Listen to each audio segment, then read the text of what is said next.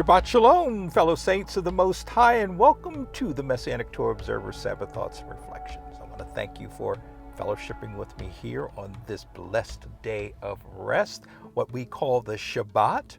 For it is here on the Messianic Torah Observer Sabbath Thoughts and Reflections that we gather every Shabbat to delve into Jehovah's eternal words of life. And that term life is going to be ever so prevalent in our discussion here today. And these words of life embody Jehovah's instructions in righteousness, which is our constitution. And it is the foundation of our covenant relationship with the Creator of the universe. Praise Yah. And as always, here on the Messianic Torah Observer's Sabbath Thoughts and Reflections, our hope, trust, and prayer that this installment finds you, your families, and fellowships well and blessed. Let's open up in prayer. Father, I want to thank you so much for this wonderful Shabbat. Thank you for carrying us through this past 6 days. Thank you for blessing us. Thank you for providing for us. Thank you for protecting us, keeping us, loving us, forgiving us. Father, we ask as we come to you this day, on this beautiful day of rest, we ask that you will open unto us your eternal truths, that you will give us eyes to see, ears to hear, and a will and a heart to enact those things that you have for us to do. Your instructions in righteousness. Bless those, Father, who are in need of your healing touch among us, as well as those in our families who do not know you, not just in the pardon of their sins, but they don't know you as a personal Savior. They don't know you, Father, in an intimate way as their Creator. Help us, Father, to be examples unto those who are in need of your salvation, who are in need of your covenant relationship. We love you, Father, and we give you praise this day in Yeshua. Well, our Torah reading today, which is the 7th reading of the 3-year Torah reading cycle that we've undertaken, popularly referred to as a Torah portion, is contained in Genesis chapter 8, verses 15 through chapter 9, verse 17. And I've elected to assign this discussion a title of Our Covenant-Making, Life-Giving God. Our Covenant-Making, Life-Giving God. Now, this is as it relates to our reading here today, and it encompasses 2 concepts, or 2 themes, among a great many others, but for us, our intention, our discussion today, 2 concepts, 2 themes that I want us to focus on, which are the concepts and themes of life and covenant. Life and covenant.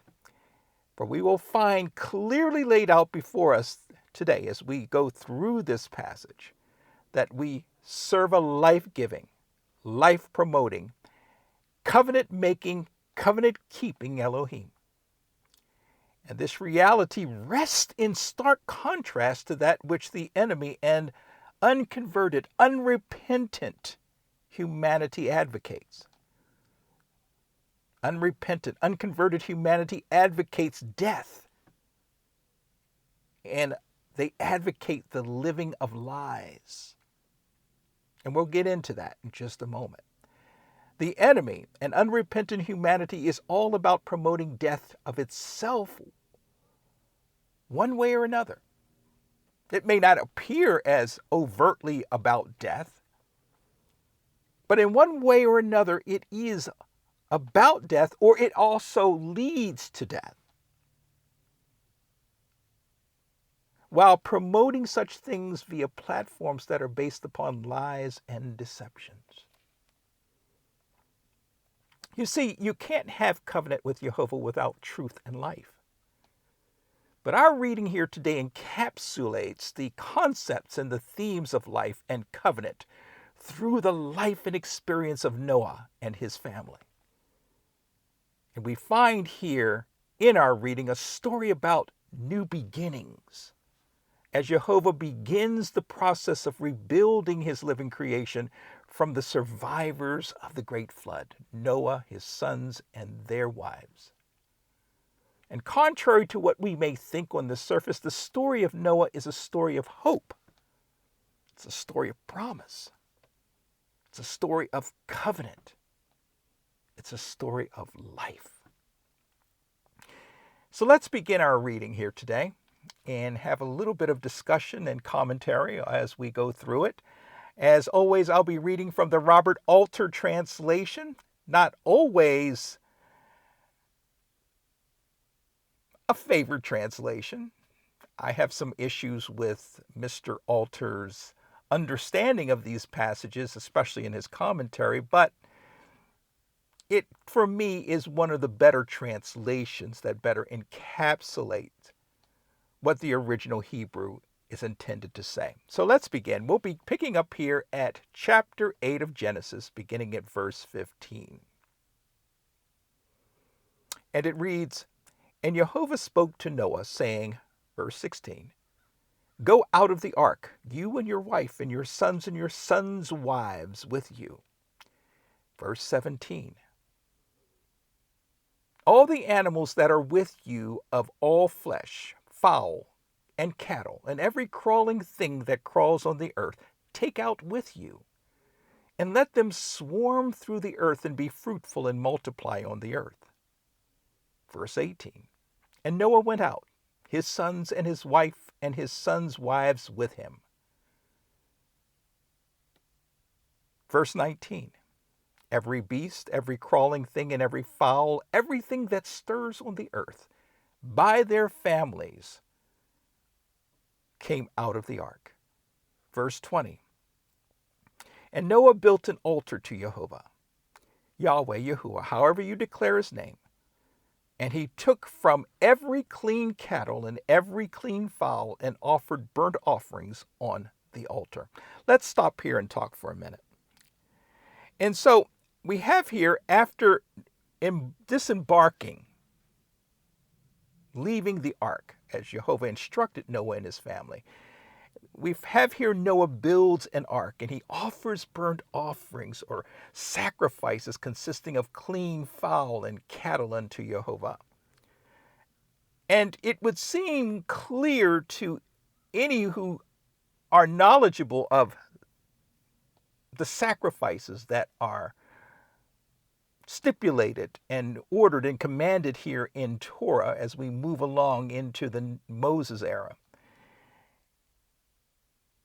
It would seem that Noah received proper worship instructions from someone prior to this incident, prior to him building this altar and sacrificing the clean animals.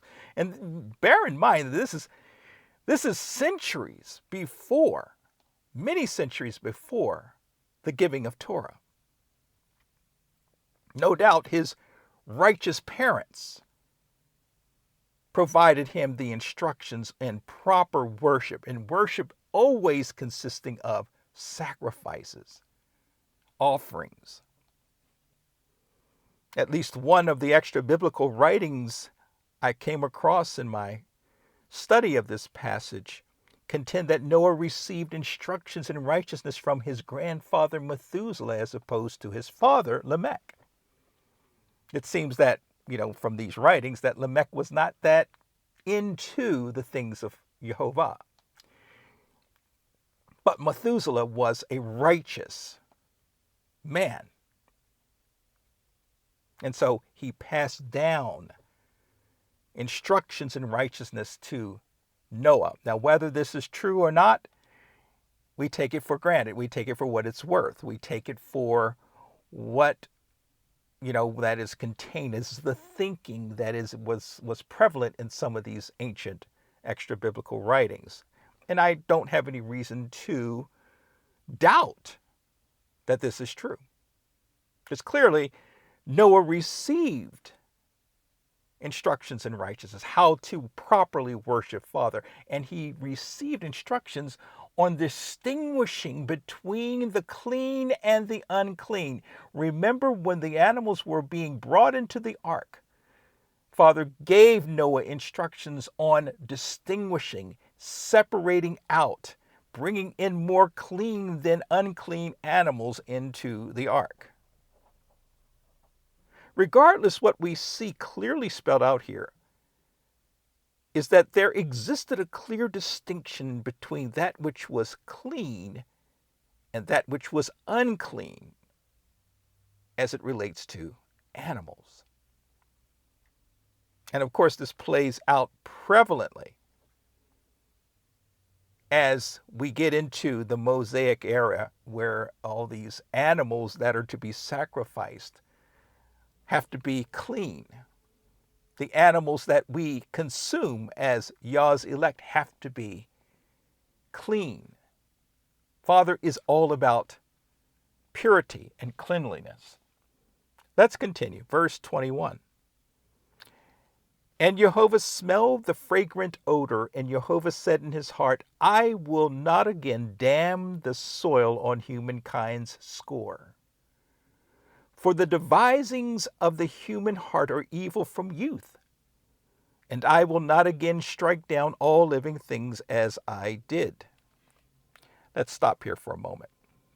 And so Jehovah smells the odor of the sacrifices, and he says in his heart that he would, one, no longer damn the soil on humankind's score, and two, he would not again destroy all living things as he'd just done. Now, to say that Jehovah says something in his heart is to mean that Jehovah says to himself. J.H. Hertz, author of Torah and Haftarah, asserts that this simply means Yah resolved that he would not destroy his living creation again as he just did.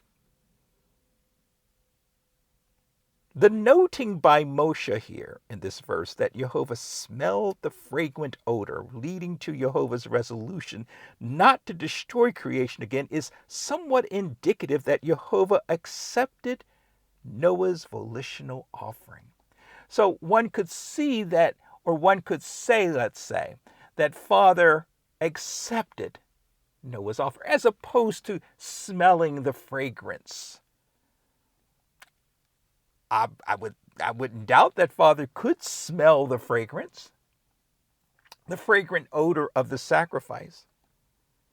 But more accurately, this Abba smelling the fragrant odor, the pleasing odor of the sacrifice, means more that he accepted the offering. He found favor in Noah and his offering.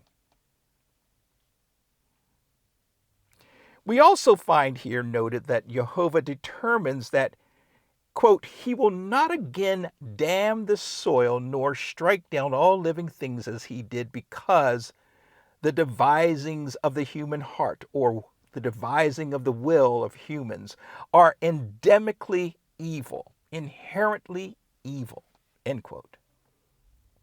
And this damning of the soil on humankind's score, it harkens back to Jehovah cursing the ground by that Adam and his posterity would till for food.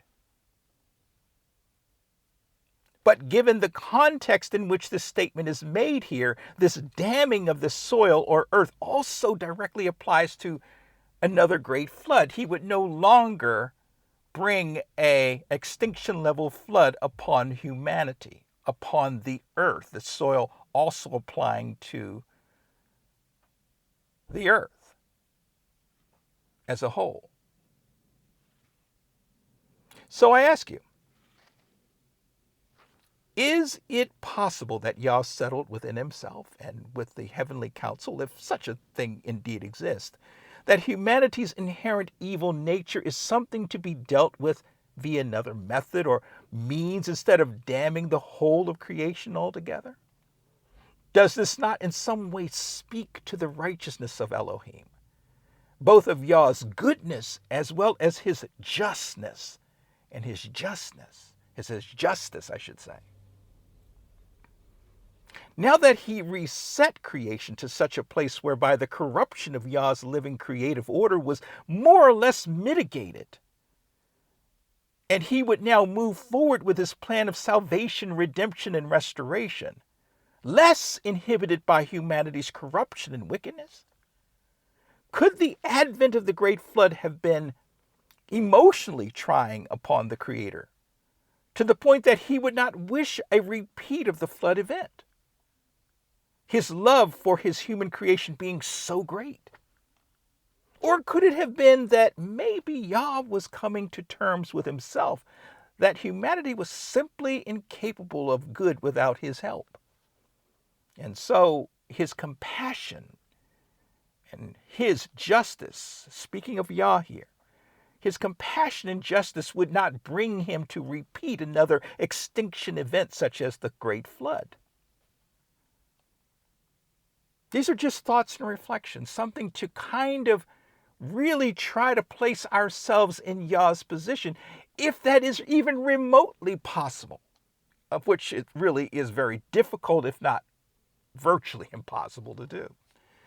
But in our trying to take on Jehovah's perspective, these are things that we could always try to rationalize within us, because if we're able to see things the way Father sees things, then we will be more echad with him, better. We would walk, let's say, how would I even put this? It would cause us to walk closer with him. It would cause us to be more at one with him. It would cause us to behave like him. And of course, we have the example of Yahoshua, Messiah, the closest thing we could ever get to Jehovah himself. We have his example as to how Jehovah thinks, how Jehovah reacts and behaves. These are just thoughts and reflections. So Jehovah's first instructions to post-flood humanity and the animal creation is to be fruitful and multiply, which is a clarion call for life. It's the promotion of life as opposed to the promotion of death. And to facilitate this clarion call for life, Jehovah vows to never destroy his living creation with such a flood ever again. And he makes this vow, even covenant, with his human creation, because, as Yah says, the imagery, and imagery in the Hebrew is yetzar. Yetzer. The yetzer of mankind's heart is evil. And evil in Hebrew is hara. The yetzer of mankind's heart is hara from his youth. Humanity's inherent evil speaks of humanity's natural inclination for evil, which the Jewish sages of old referred to as Yetzer Hara. Yetzer Hara is generally thought to overshadow humanity's inclination for good, or in the sages' parlance, the inclination for good is Yetzer Tov. The Tov being good, Hara being bad or evil. So this Yetzer Hara overshadows humankind's Yetzer Tov, ability or inclination to be good, according to rabbinic thinking. So Yah acknowledges that humanity's evil heart stems back to Adam's first grasp of the knowledge of good and evil back in the garden. But it must be understood, as it relates to this whole Yetzer Hara thing, that it wasn't the world or creation, let's say, that corrupted the human heart, that brought about the Yetzer Hara in man. It was instead an undesirable characteristic of humankind that overshadows an individual, that dominates an individual. It's an internal thing. It's not an external thing that causes this Yetzer Hara. And so we have here in this whole Yetzer Hara versus Yetzer Tov, the rabbinical sages, in their grappling with this concept, they devise, for the sake of discussion and debate, this concept of good inclination, or the Yetzer Tov. Messianic Torah and teacher and author Tim Haig expounds upon this in rather some great detail in his commentary on this parasha. And he writes about Yetzer Tov being a prime element of the daily shacharit, or the morning service prayer prayed by Jews, where the or Orthodox Jew, I'm getting tongue-tied here, the Orthodox Jew, where the petitioner reasons with Jehovah that he or she not be ruled by their Yetzer Hara, or their evil inclinations, but instead that their Yetzer Tov displace the Yetzer Hara in themselves. This, of course, should be brought out or pointed out or highlighted, that there is no mention of a Yetzer Tov in man. There is none. It's a rabbinical invention.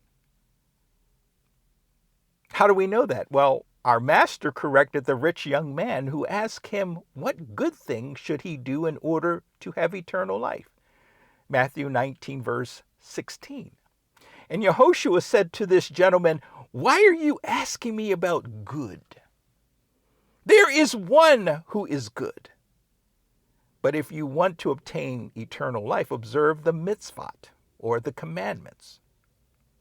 Matthew chapter 19, verse 17. And that was Stern's Complete Jewish Bible rendering. So there is no biblical Yetzer Tov, but the principle of, the ideal of a Yetzer Tov is somewhat hinted at, or it is the desire of one who would be a child of God to attain that good inclination. But in and of itself, humanity has within them dominating this Yetzer Hara. The focus of our passage is rather that of humanity's inherent inclination for evil and wickedness. And it is evident that Jehovah clearly recognized that his human creation generally had no ability to overcome his or her evil inclination. Although I would argue that people will always have the ability, always have the choice to not give in to their evil inclinations. The unfortunate thing about Yetzer Hara is that the heart of humanity is deceitful and above all things desperately evil.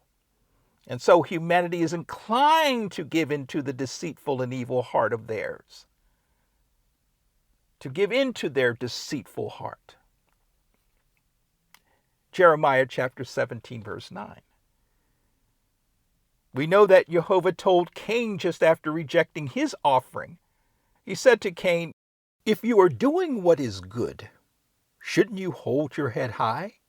And if you don't do what is good, sin is crouching at the door. It wants you, but you can rule over it."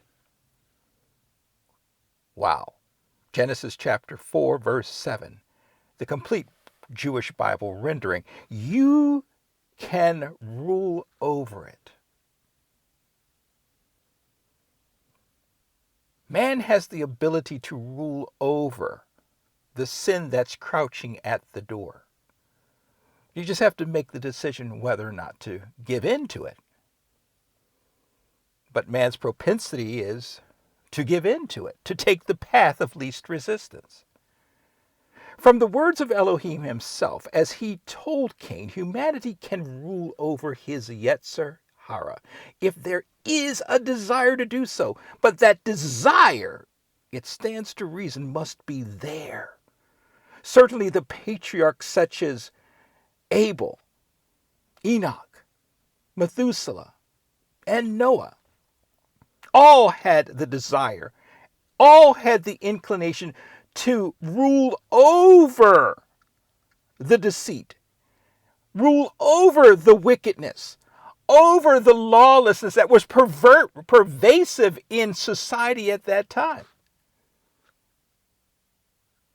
That was characteristic of the human heart in their day. But Yahweh Yahuwah, in his gracious compassion and love for his human creation, did not leave humanity to contend indefinitely with their Yetzer Hara. He instead provided humanity with a lifeline, or as Tim Hague describes, a remedy. A remedy. That remedy is, of course, the renewed covenant, which encompasses Jehovah's plan of salvation, redemption, and restoration. Yahoshua, the mediator of the renewed covenant, ushered in an era where humanity's sins were atoned for, and most importantly, where the corrupt, deceitful, and wicked heart of humankind would be changed from the Yetzer Hara that was endemic in it, that was inherent in it, it was part and parcel or characteristic of it,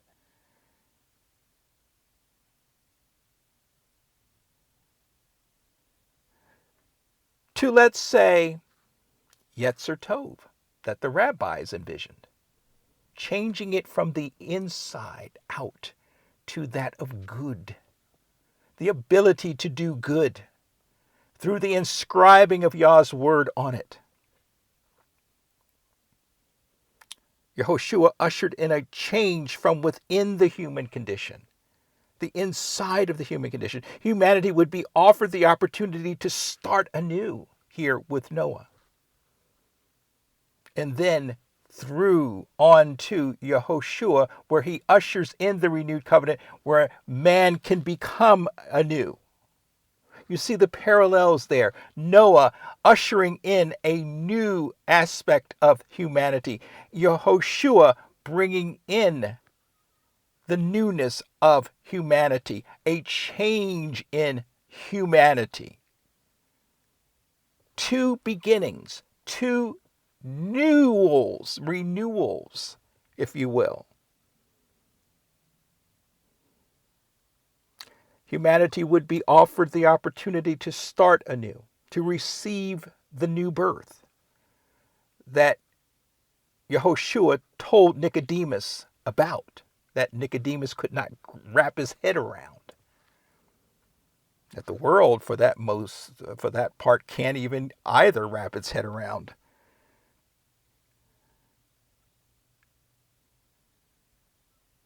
The heart of stone changed to that of flesh, wholly acceptable unto Jehovah, whereby Yah would write his Torah upon it. And so Jehovah's future methodology for dealing with humanity's wickedness and iniquity would shift from that of universal humanity being punished, being condemned, being damned, to that of the individual or the community of sinners being condemned. So no more would there be an extinction level catastrophe brought upon man. Jehovah continues that he will not again strike down all living things as he did, which appears to be an oath that the Creator makes, possibly before the heavenly council, if such a thing exists. Or at the very least, he makes this oath to himself. There is no indication that this pledge or oath is directed to or made in Noah's hearing. No physical sign, no token is offered of this solitary oath. Jehovah is the witness to this oath himself. And of course, he can be trusted to keep that oath. Along the lines of Noah's sacrifice, let us not forget that his sacrifice was a foreshadowing of Yahoshua's atoning sacrifice, which in and of itself served as the vehicle by which humanity's fellowship with Jehovah would be restored. In so doing, Yahoshua's personal ministry made it possible for us to live in the midst of a corrupt, evil, and lawless world, and to live upright and holy before our Elohim. 1 Peter chapter 1, verses 15 and 16. Let's continue. We're still in chapter 8. I'm getting ahead of myself. Chapter 8 of Genesis. We're at verse 22 now. That commentary was a bit long. But picking up at verse 2. As long as all the days of the earth, seed time and harvest, and cold and heat, and summer and winter, and day and night, shall not cease. Let's stop here for a minute. What we have laid before us here, as the rabbis of old suggest, a delineating of the seasons that Abba declares will continue unabated as long as the earth remains in its present physical state. Each season, according to the rabbis, and as they apply, I should say, this passage, this verse to their thinking, consists of 2 months in duration. Seed time and harvest, cold and heat, summer and winter, day and night. Now, I'm not so sure I go and I agree with this whole concept of this being different seasons, but it certainly does speak of the whole panoply of time, of reckoning in the ancient Near East way of thinking. If you're a planter, your calendar goes with the seed time and harvest. If you're just living like most of us today who go to work every day, then of course we know of cold, which is fall and winter, and then we know of the heat, which is spring and summer. Then, of course, we all know of day and night. So it's not so much, I don't see it as much as an indication of the different seasons that are 2 months long. I don't get that at all. Maybe some of you do, but I just don't see it. But what we know about the old rabbis of that day and beyond is that they do know how to take a passage and make a lot out of it that is not necessarily there in content, but they sure know how to take things and move them around. Let's continue. Now we're over in chapter 9. Chapter 9 of Genesis. We're going to begin at verse 1. And Jehovah blessed Noah and his sons, and he said to them, be fruitful and multiply and fill the earth. Let's stop here. So Jehovah blesses Noah and sons, and he speaks to them in terms of the instruction that he first rendered unto Adam and Eve in the garden. And he told Adam and Eve as well as Noah and sons to be fruitful and multiply and replenish the earth. And so, as we just mentioned in the previous verses, humanity was beginning anew through Noah's family. Verse 2. And the dread and fear of you shall be upon all the beasts of the field and all the fowl of the heavens, in all that crawls in the ground and in all the fish of the sea. Stopping here for a second. And so it was established that the animal creation would exist in fear of human beings, suggestive that possibly prior to the flood, the animal kingdom did not exist in fear of humans. It's not entirely clear, at least from my reading, if that is the whole of what this means. but it would seem to mean that to some degree. And certainly the animal kingdom doesn't inherently get along with humanity. There is this disconnect. There is this angst whenever humans come into contact with wildlife and vice versa. When wildlife comes into contact with humans, they either both run away or avoid each other, or there's a clash. So it is quite interesting, and it makes you reflect and think, what was the relationship that the animal kingdom had with humanity prior to the flood? We do know, though, that prior to the flood and at the time of the so-called watchers that came, that there was a manipulation, a corruption of the living creation's DNA line, possibly. There was this corruption somehow, if not the DNA, but there was a corruption of the animal kingdom in some form or fashion. So it's really interesting, and a lot is left out here. And I looked at some of the extra biblical passages out there, the Jubilee, Enoch, Jasher, Josephus, and there was no commentary on this specific portion, on this specific passage.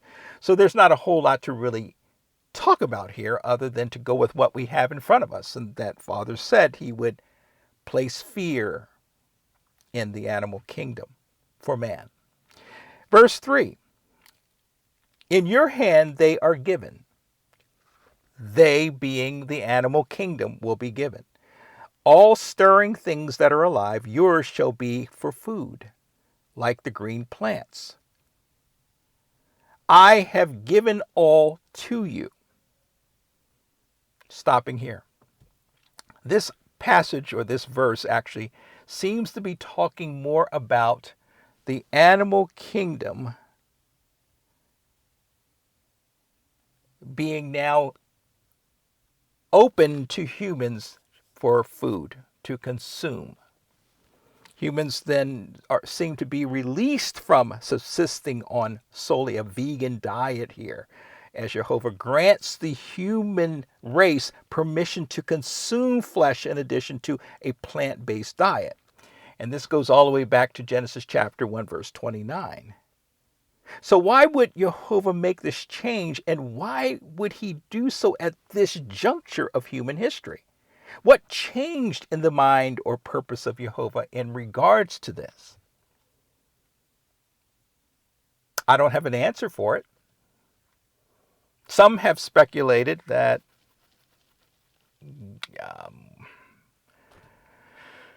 that with the expansion of the animal population and things of that nature, that now animal kingdom would be open to eating. I don't know. It's kind of a strange thing.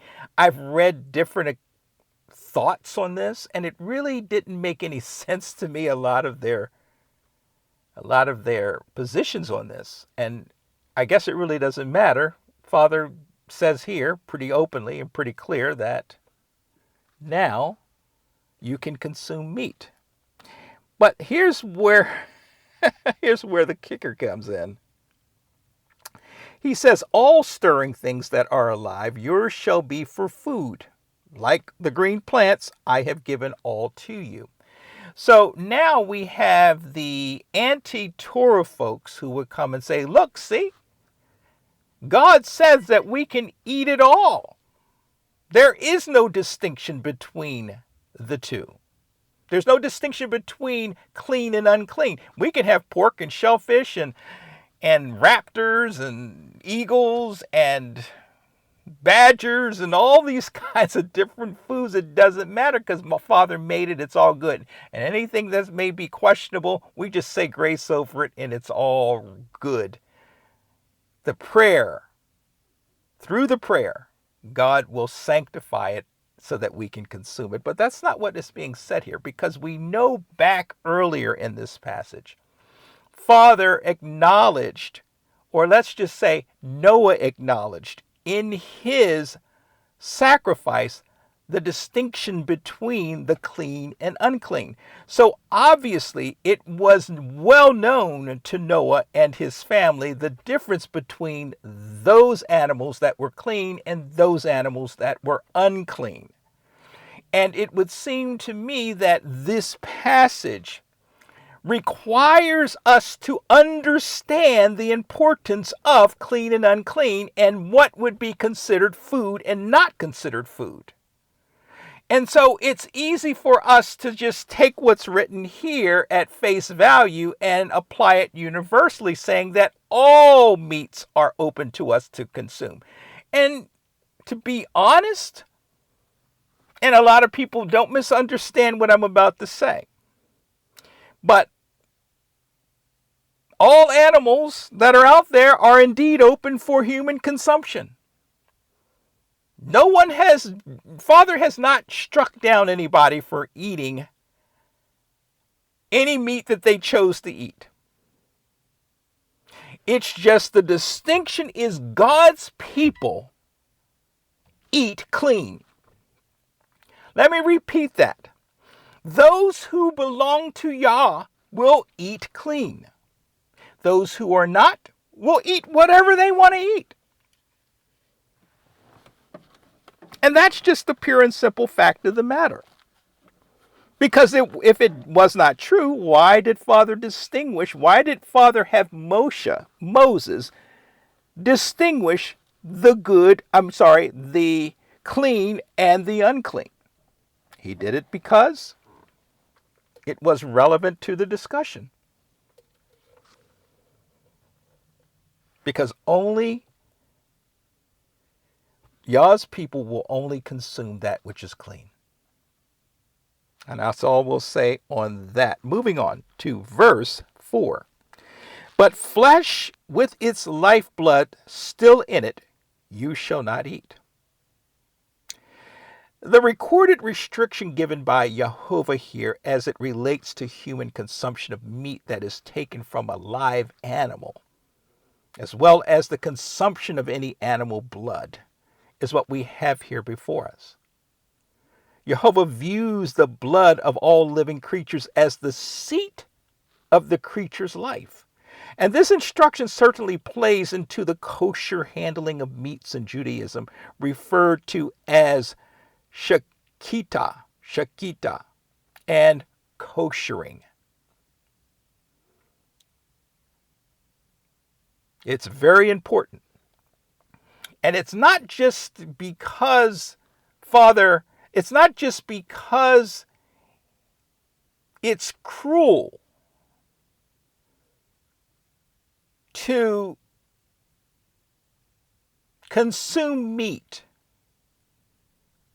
One, when the animal is still alive, which some cultures have done, they will start eating the meat just before the animal dies, which is disgusting and it's cruel to the animal. They'll also eat and consume the blood that is still in the animal that is dead. But the simple fact of the matter is, Father said don't do it, then we don't do it. Father said don't consume blood. Don't consume it. And yet we have a lot of people today who will consume blood. There's all kinds of products out there that have blood in them. There's a culture out there that actually makes a certain line of delicacies that is made up of blood. Where did that come from? I'm just asking. But we are prohibited from consuming blood. Why? Because blood is the seat of life in Yah's living order. Verse 5. And just so, your blood life, your lifeblood will I requite. From every beast I will requite it. And from humankind, from every man's brother, I will requite human life. Stopping here.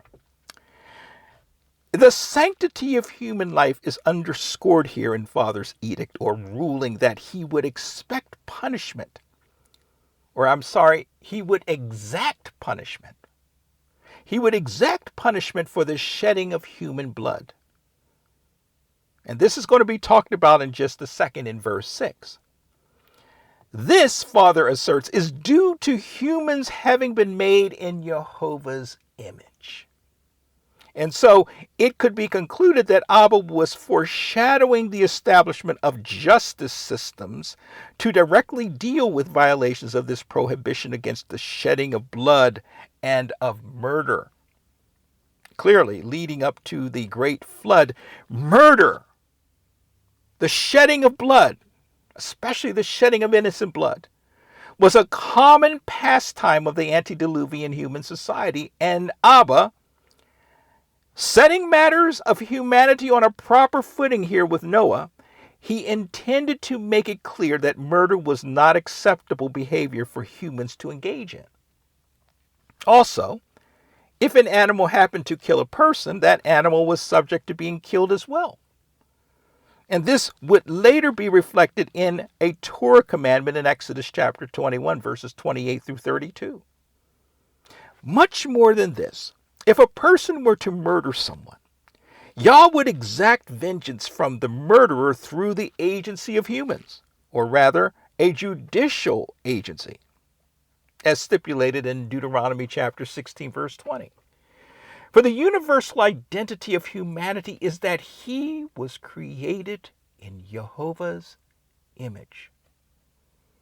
Along this line of discussion on what is meant by man being formed in Yah's image, I would encourage you, if you are so led, to read or listen to that installment. I think it would be helpful in terms of gaining a more broader, more biblical grounded perspective on what it means that man was formed in God's image. As people of Jehovah, it is imperative that we see the world and the human condition through Jehovah's perspective. Jehovah's perspective as it relates to humanity is that all humans, all human life is of value. J.H. Hertz describes this perspective as recognizing that all humans must be seen as being individual personalities with inalienable human rights. Inalienable human rights. So then when one human murders another, the murderer is seen as denying that victim of his or her inalienable rights, his or her inalienable human rights, so to speak. This is a very profound and basic fundamental premise that we all should be familiar with. We'll talk a little bit about that in just a second. Moving on, verse 6. He who sheds human blood by humans, his blood shall be shed. For the image of Elohim he made humankind. Verse 7. As for you, be fruitful and multiply, swarm through the earth and hold sway over it. This is the second time Father gave this commandment to Noah and sons. There will be a third time before we're done here. But once again, Jehovah conveys this command to be fruitful, to multiply, to swarm through the earth and hold sway over it. This is simply another iteration of the instruction Yah gave Adam and Eve back in chapter 1, verse 28 of Genesis. Now, J.H. Hertz asserts that this is not a superfluous repetition of chapter 9, verse 1 and chapter 1, verse 28, and that it was rendered by Yah after his prohibition against murder and the shedding of blood. Let me repeat that. This commandment to multiply and replenish the earth comes after Jehovah puts forth his prohibition against murder and the shedding of blood. You see, Yah is starting over from scratch with humanity via Noah's family, and Yah is instilling into the very fabric of this man and his family's psyche the first thing right off the bat, mind you, the concept of the sanctity of life. The sanctity of life.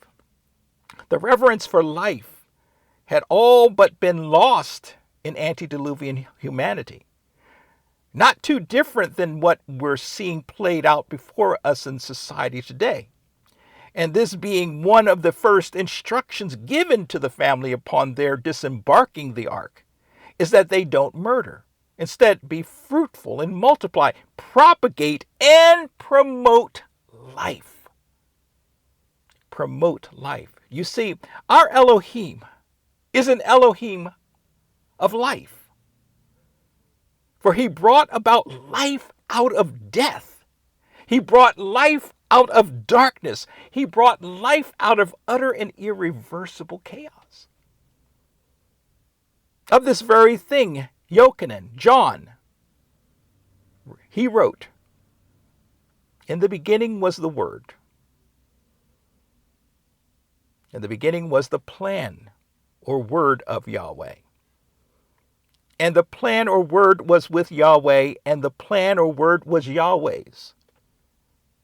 The same plan or word was in the beginning with Yahweh. All things were done according to it, and without it nothing was done that was done. In this plan or word was life.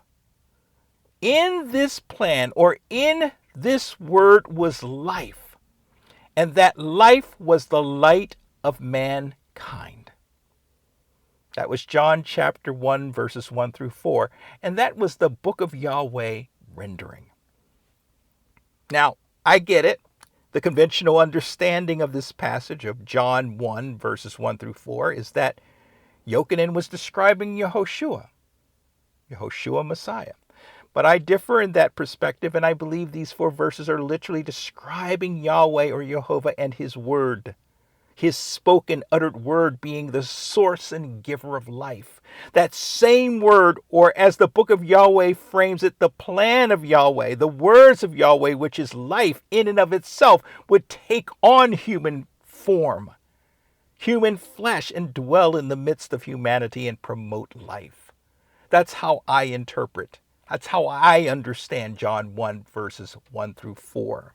So, if you have a different view and you believe this is describing Yeshua, I respect that. That is the conventional wisdom, the conventional understanding throughout most, and I guess I'm in the extreme minority in this, with the exception of the writers of the Book of Yahweh. But that's okay. We can still fellowship. I'm okay with that. But because Jehovah's character is that of pro-life, not just pro-life as it relates to the unborn, but pro-life as it relates to all humanity, we are called to possess and live that same perspective. We are called to promote life through the declaring and walking out of the gospel and the making of disciples for Yahoshua Messiah. So instead of condemning all of humanity for its endemic wickedness, Abba sent his son to promote life.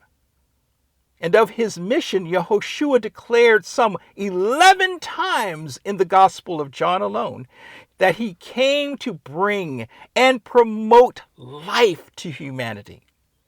He being the bread of life, those who would believe on him having everlasting life. He coming down from heaven and giving life to the world. I tell you, saints, our Elohim is a God of life. And all other would-be gods, those demigods, those gods with little g's, they're promoters of death, I tell you. Death, and humanity is quick to abandon the only promoter of life in the universe, and they do so at the expense of now going over and giving allegiance to the promoters and purveyors of death. They left the promoter of life to be tied irrevocably to the purveyor of death, the enemy, Hasatan and his lot. And we see this clearly so much today. The nations of the world, including this nation's government and the people that this government controls, they promote and declare a gospel of death and darkness. What are you talking about, Rod? How is that possible? How are they promoting death and darkness? Well, I'll tell you. Since 1973 being the time that the passage of Roe v. Wade in this nation, since 1973, it is estimated by ChristianLifeResources.com that some 62,502,904 abortions have been performed in the world.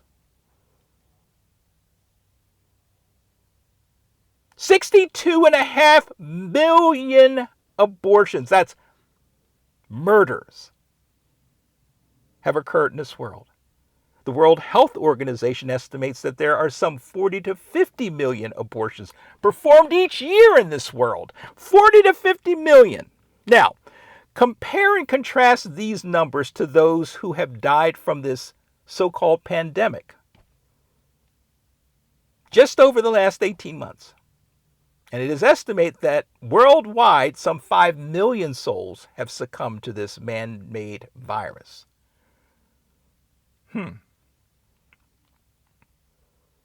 Now, not to marginalize or downplay the tragic deaths of those who have succumbed to the virus, because it is a tragedy. But it certainly seems that the world is more concerned and even outraged over those deaths. Again, as tragic as it is, I've lost people that I've known over the last 18 months to this whatever it is, this virus, they call it. And it's painful. It's painful to know that behind this is the evil of the enemy who is using humanity to do this. This is not a happenstance. Father didn't bring this upon humanity. This is the enemy doing this. But yet, we're making a big to-do about it, which we should, but we don't give a hoot about the 62.5 million babies that have been killed through the agency of abortion. No tears are shed by the people of this world for the murders of those 62.5 million babies over the past 5 decades. But we're sure all over this virus situation that's claimed 5 million. And of course, there are the injustices of this world, not just the deaths of COVID and babies, but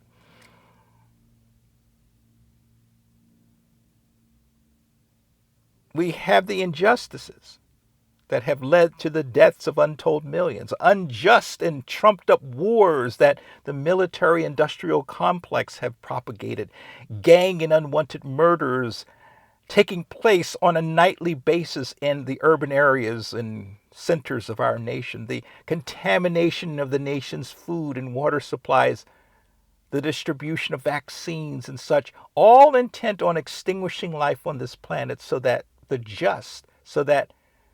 just the elite, the power brokers of this world, can live and carry out their selfish personal agendas.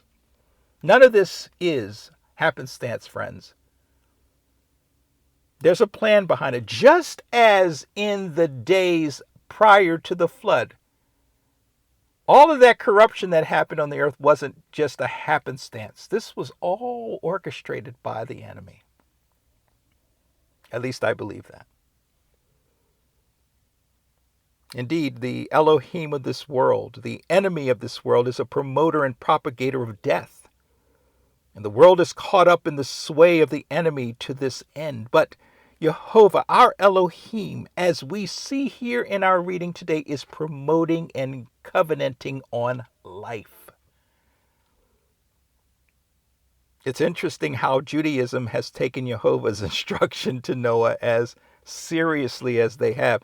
These, even today, have some of the largest families in the world, with some couples having, and I've watched this on YouTube recently, that some of these Orthodox families have these enormous families. These couples having 6, 7, and 8 children in this day and age. Just massive. They've taken this to heart to be fruitful and multiply. I thought that was interesting. Now, before we leave this section of our reading, we must briefly discuss this issue of the so-called Noahide laws that the rabbinites have foisted upon the non-Jewish peoples of the world who are seeking truth. You see, rabbinism, or Rabbinic Judaism, has taken this section of our Torah reading and they've made it into a unique set of laws, often and popularly referred to as the 7 Noahide Laws. Dun, dun, dun! I'll tell you, depending on which Jewish sage's writings you are drawn to or that you go to and read and you draw this inferences from, the 7 individual laws may differ in terms of or their order, in terms of their specific commandments contained therein. It's a mess. There's at least 3 different formulations of the 7 Noahide laws that I've come across in my readings. It's weird. It's really weird. But I drew this list of 7 laws from J.H. Hertz's Torah and Haftarah for your reference. Now, the first law is that human society is to establish courts of criminal justice. The second law is the prohibition against blasphemy. The third prohibition is against that of idolatry. The fourth is the prohibition against incest. The fifth, prohibition against murdering and harming others. The sixth, prohibition against robbery. And lastly, but not least, prohibition against eating flesh cut from a living animal. Now, these are considered to be natural laws that are fundamental to the existence of humanity. And the non-Jew who chooses to live among Hebrews or Jews would be expected to abide by these 7 laws. Again, depending on which version of the laws or the Noahide laws you come across, while the Hebrew or Jew was required to abide or obey the 613 Torah commandments. 7 laws for the Gentiles, 613 for the Jews. Well, the non-Jew who lived by the Noahide laws would be referred to by by rabbinism or Rabbinic Judaism as righteous. A righteous person because they kept the 7 Noahide laws. And this comes despite Jehovah himself declaring to his people that there was, and this is in Exodus chapter 12, verse 49, there is one law. One law shall be to him that is homeborn. One law. And unto the stranger that sojourneth among you. Numbers chapter 15, verse 16.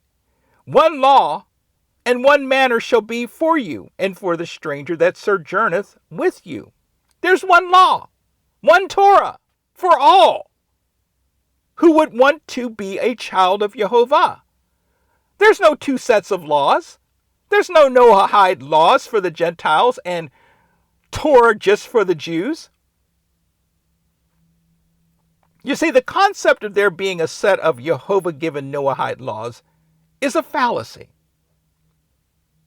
It is yet another rabbinic invention. The usurping of this passage of our reading to base the contrived notion of the 7 Noahide laws actually came into existence between the 4th and 6th centuries Common Era. It didn't happen back in the Tanakh days. It didn't happen in the Brit Hadashah days. It came in between the 4th and 6th centuries of this Common Era. The purpose of the Noahide laws was to serve as a means of spiritually condemning the non-Jewish peoples of the world. And the thinking behind this was that only 7 laws were given to the heathen of the world, to the heathen people, the heathen nations, and the world either refused or was incapable of keeping these 7. And so it was further reasoned that if the heathen peoples of the world would not or could not keep the 7 laws of Noah, it would be impossible for them to keep the 613 laws of Torah. And so Rabbinism established a clear line of demarcation between Jew and Gentile. That's what this was all about. Now, we should dispel any false connection that has over the centuries been made between the erroneous Noahide laws and the edict that was put forth to the converted Gentiles by the Jerusalem or the Jerusalem Council, as mentioned in Acts chapter 15. You recall the Jerusalem Council and James the Just put forth the edict. There was 4, depending on which translations you read or how you read it or the verse in which you get it from. There was the 4 or 5 actual instructions given to the Gentile converts for them to follow as a bare minimum of them coming and walking in the faith. And the council's edict was intended to bring order to the chaos that was rapidly developing between the converted Jew and Gentile of the faith movement. And it served to unite the converted Gentile by instilling basic Torah instructions regarding their behavior, which would provide them greater acceptability, greater admittance or chance of admittance to synagogues of the Roman Empire, where they would receive instructions in righteousness every Shabbat. And none of this is to insinuate that the commandments Jehovah passed down to Noah are irrelevant. They absolutely were. They absolutely were, and they remain relevant, even to us today. These commandments are Yah's words. They are His oracles. They hold and they promote life. They were indispensable in Noah's day, as these laws, these instructions laid the foundation of rebuilding humanity on the earth. These laws promoted life and the sanctity of life. And without these essential truths, humanity would invariably fall into irreparable chaos and evil, as was the state of humanity before the Great Flood. And these laws maintain the very essence and truth that humans are created in the image of Jehovah, which is a distinguishing factor of humanity's existence on this planet, which must be maintained and observed by all.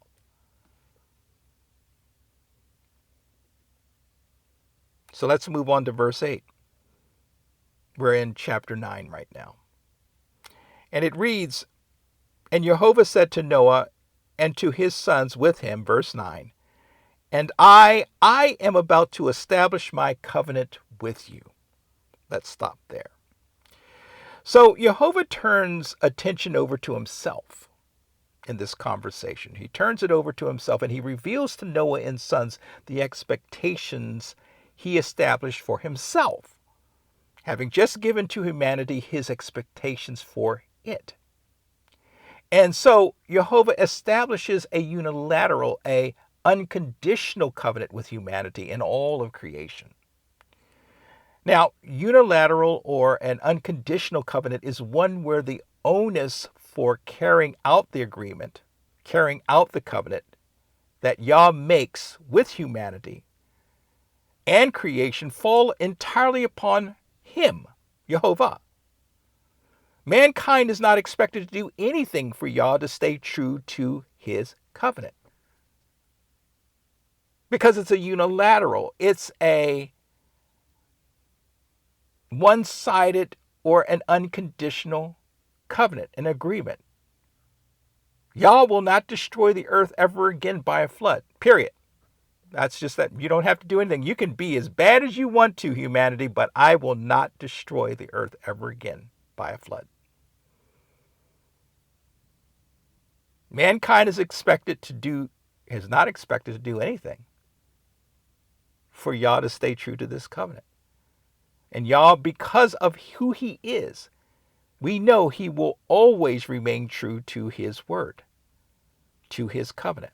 And we discussed in some detail Jehovah always remaining true in his words, even in his covenants, in our post entitled, Let God Be True and Every Man a Liar, a messianic discussion of Romans chapter 3, verses 3 and 4. And I'll place the link to that post in this discussion's transcript for your convenience if you're so led to do so. But we find here in this verse that Jehovah tells Noah, even back a couple chapters ago, that he would establish such an agreement with him. Chapter 6, verse 18. And being true to his word, Yah does exactly that. This could be construed as the first covenant between Jehovah and man that is recorded in Scripture, but we can also see that it really is not the first covenant. For back in the garden, Jehovah tells Eve, this is chapter 3 of Genesis, verse 15, I will put enmity between thee and the woman, and between thy seed and her seed. It shall bruise thy head. That seed of hers will bruise the head of the serpent, and thou shalt bruise his heel. You see, in a great sense, this would be the very first covenant Yah established with humanity. Although this covenant does not take on that formal covenant as we read throughout the Tanakh, where Jehovah indicates that he is establishing a covenant between he and whoever, this prophecy is in every sense of the word covenant, a foreshadowed agreement between Jehovah and humanity that he would fix the dire situation that Adam and Eve wrought upon the world by sending the one who would crush the serpent's head. Indeed, this was the first iteration of the renewed covenant that he would introduce to the world in Jeremiah chapter 31, and ultimately through the person and ministry of Yahoshua, Messiah. John chapter 4, verses 22 through 24. And the KJV reads, Ye worship ye know not what. We know what we worship, for salvation is of the Jews. But the hour cometh, and now is, when the true worshippers shall worship the Father in spirit and in truth. For the Father seeks such to worship him. God is a spirit, and they that worship him must worship him in spirit and in truth. Saints, our Elohim is an Elohim of not just life, but also of covenant. He loves to be in covenant with his people. But there's something inherent within humanity that abhors the keeping and living in of covenant. Man doesn't like it. They don't want covenants. They don't like covenants. But Father loves covenant. While our Elohim is an Elohim of covenant, the enemy of this world, and by extension the world that he holds sway over, is all about breaking covenant, all about destroying covenant, all about disavowing covenant, all about denying covenant, all about avoiding covenant. And why is that? Because in order for one to stay true to any covenant with Jehovah, they must be true and honest of heart. You can't have any agendas if you're going to enter into a true covenant with Father. Ancient Israel did it, or attempted to do that in the wilderness, and look where it got them. They broke covenant left and right because their hearts were never circumcised. They were a stiff-necked people, and they could never get beyond their stiff-neckedness, their unwilling to bend their will to Father, their willingness to. They couldn't get beyond that. I may have articulated that wrong, but forgive me. In other words, you know where I'm going with this. They just could not get past themselves. They refused to die to self. Hasatan in the world are of a wicked, corrupt heart, and are thus liars. They're liars. So there's not possible. Covenant is not in their agenda. Covenant is not in their vocabulary, so to speak. And I would invite you to listen or read our discussion entitled, Let God Be True and Every Man a Liar, if you're so led in understanding this whole concept of Yah being true to his words always, while man is just inherently incapable of doing so. Staying true to covenant, staying true to his or her word. But today, the order of business is, especially among humanity, is to deny covenant and deny belief in Jehovah by the would-be power brokers of this world. And they come forth with demands that we not be in covenant with Jehovah. They actually are. That we not believe and trust in Jehovah, but instead that we break covenant with Jehovah and enter into covenant with them. A covenant of which is built upon lies, denying the truth and power and authority of Jehovah. Instead, trust in them they want us to trust them to deliver and provide for us. Folks, entering into covenant with the leaders and people of this world is a prescription for death. And recall that we just discussed how Jehovah is an Elohim focused on the propagating of life and the avoidance of death. The world is pressuring us to take a substance that they call a vaccine that they themselves have developed and promoted. Unlike our Elohim, who respects human free will, the leaders of this world are seeking out ways of forcing compliance to their so-called mandates. These are denying human free will. These are usurping authority over Jehovah's human creation. What does this tell us? Well, it tells us that the enemy is hard bent on severing any and all opportunities for humanity to enter into an obedient covenant relationship with the creator of the universe. These are all about promoting a gospel of death. But praise Yah, he kept his end of the covenant, and he was faithful to his word. Despite the terrible destruction he wrought upon humanity at the time, he ultimately preserved the seed of the woman. And contrary to our natural tendency to read doom and gloom into this story, Yah's ultimate goal and purpose in the great flood was not to destroy humanity, but to make unto himself many sons and daughters who would dwell with him for all eternity. Let's move on to verse 10 and 11.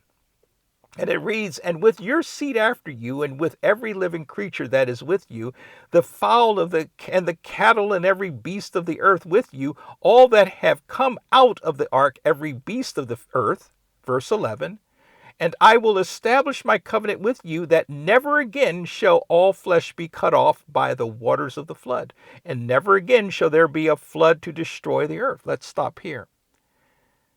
The unilateral, unconditional covenant Jehovah established with his human and animal creation was that never again would all flesh be destroyed or cut off by such a flood as he just made happen.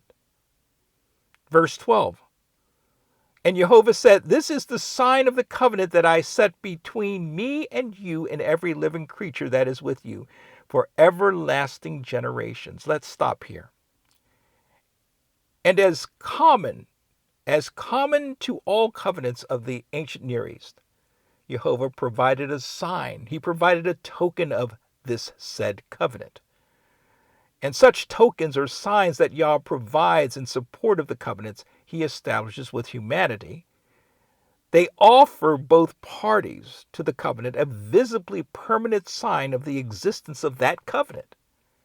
In this case, that visible sign or token was none other than the rainbow. Now, the appearance of the rainbow to Noah and family, at least here in this juncture of our story, should not lead us to conclude that Jehovah developed or he created the rainbow to specifically mark the occasion of this covenant. The rainbow, which is a natural occurrence in response to water particles in the air and then the sun shining through those water particles, creating the multicolors of the spectrum, well, no doubt had since creation always existed. It was always there. I mean, granted, there was no rain before the flood, but there was always a mist that was going up and there was moisture in the air, and from time to time there no doubt were occurrences of a rainbow appearing. But the rainbow is a natural occurrence in response to these water particles. And they always no doubt existed. And so it just so happened that Yah appropriated the rainbow as a sign, as a reminder to both sides of this covenant that the world would never again be destroyed by an extinction level flood. Not that Jehovah needs reminding, because he doesn't. He doesn't forget. But we have physical circumcision as a token or a sign of the covenant Jehovah made with Abraham and his descendants, as outlined in Genesis 17, verse 11. We have the Holy Spirit serves as a token of our covenant relationship with Jehovah, 1 John chapter 3, verse 24, and 1 John chapter 4, verse 13. So we have tokens as a visible sign of a covenant that Jehovah makes with his people. Moving on to verses 13 through 16.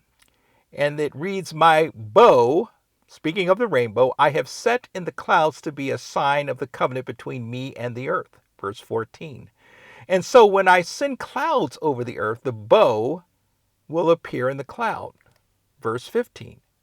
"Then I will remember my covenant between me and you and every living creature of all flesh." Verse 16.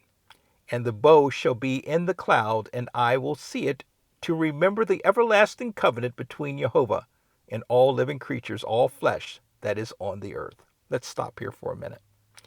Jehovah tells Noah and sons, twice mind you, that when he, from that day forward, would look upon the rainbow, he would remember his covenant with all living creatures on the earth. Recall in Sabbath Thoughts and Reflections 6, the very last Sabbath Thoughts and Reflections we've done, that we discussed what it biblically means for y'all to remember something. And that was focusing or centering around the passage in Genesis chapter 8, verse 1, where it states that God remembered Noah, as Noah and his family and the animals were afloat on the ark in the midst of the rain.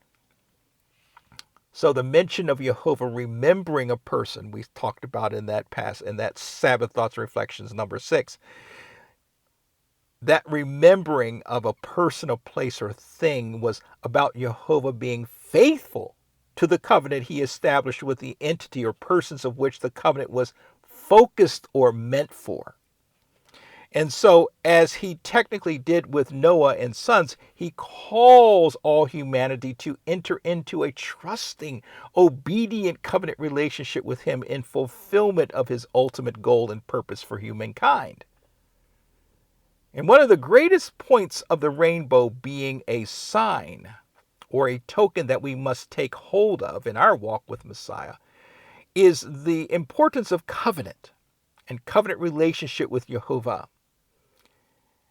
And as I spoke of in Sabbath Thoughts and Reflections last time, I'm not going to get too much into the nuts and bolts of covenant, but I would instead refer you to my beloved friend in the true faith, Messianic teacher, Robert Bills. He did a 7-part series on covenant from Alef to Tav, and it's a brilliant, comprehensive teaching that I would direct you to. I would go ahead and put the link to those, or at least to part 1. I won't put all of them there because it's 7 links. But once you get to part 1, then you can go ahead and go to part 2 all the way up through 7. So I'll put that in the notes for you. I would encourage you to check those out.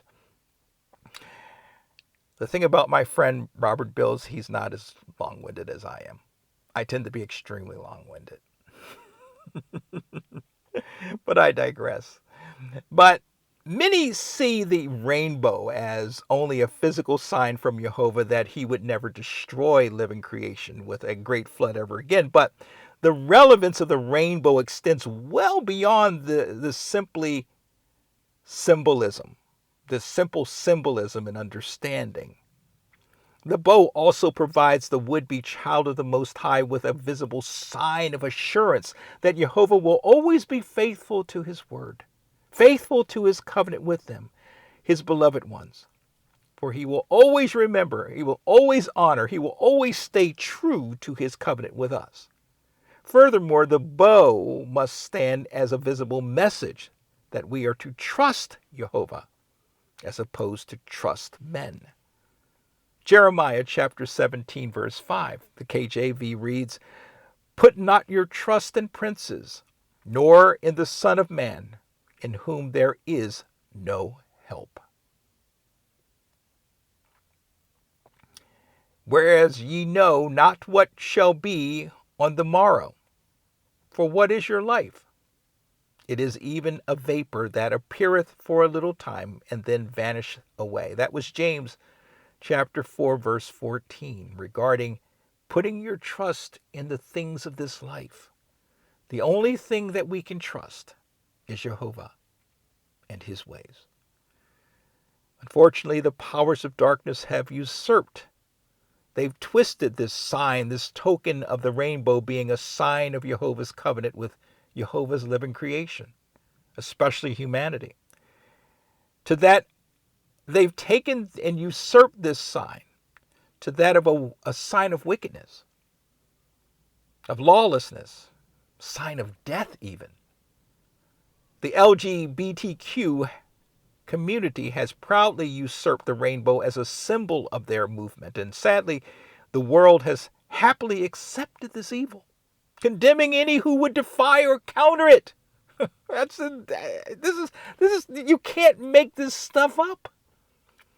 But the so-called church, the church triumphant, dun, dun, dun, how they've stood idly by and allowed this usurpation. They allowed it to happen. And even today will not take a stand against it. They said, oh, it's just a symbol. It don't mean anything. They can have it. But then the so-called church was never really in covenant with Elohim in the first place. How could it recognize and guard this symbol as being exclusively Jehovah's covenant token? They know nothing about covenant. The remnant know about covenant. The remnant live covenant. And lastly, verse 17. And it reads, "And Jehovah said to Noah, This is the sign of the covenant I have established between me and all flesh that is on the earth. May this be for us an ever-present assurance, this sign, this token, an ever-present assurance or even token of the covenant we have with our Elohim. Let us remain steadfast in our honoring and keeping of that covenant." And if you have not taken the step of entering into a covenant relationship with the Creator of the universe, and know that I'm not talking about getting saved per se, but rather entering into a true and substantive relationship with the Almighty through Yahoshua Messiah, I would invite you to contact us here at the Messianic Torah Observer, and we will be most happy to point you in the right direction. And I want to thank you for the fellowship here today. Abba willing, we will return next week with our next Torah reading discussion. And until that time, as always, may you be most blessed, fellow saints in training. Shabbat Shalom, Shavua Tov. Take care.